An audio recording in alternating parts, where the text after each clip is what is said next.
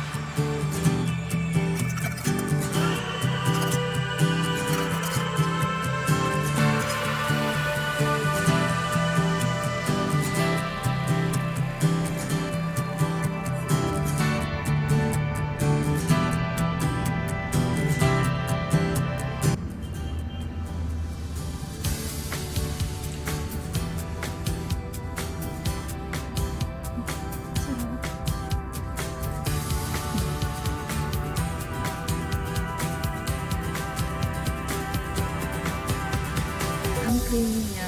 Super creamy.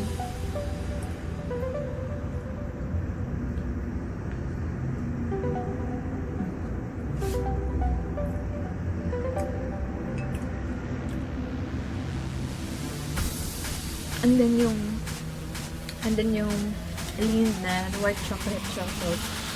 Mas naka-add siya na ang sarap sa White Champorado. So, any kind of chocolate, pwede siguro siyang i-add. Ay, no, not siguro. Pwede nyo i-add para mas magkaroon lalo ng additional flavor yung White Champorado nyo.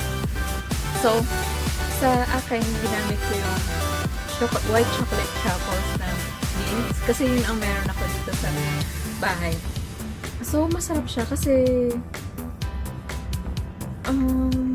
wala na. Feel ko lang kasi lagyan ng topping. So, it turned out super sarap niya kasi syempre white chocolate tapos glutinous rice. So, it's such a perfect combination para lang sa akin as a sweet lover. And I hope you will try it also very soon. Thanks for watching. Bye!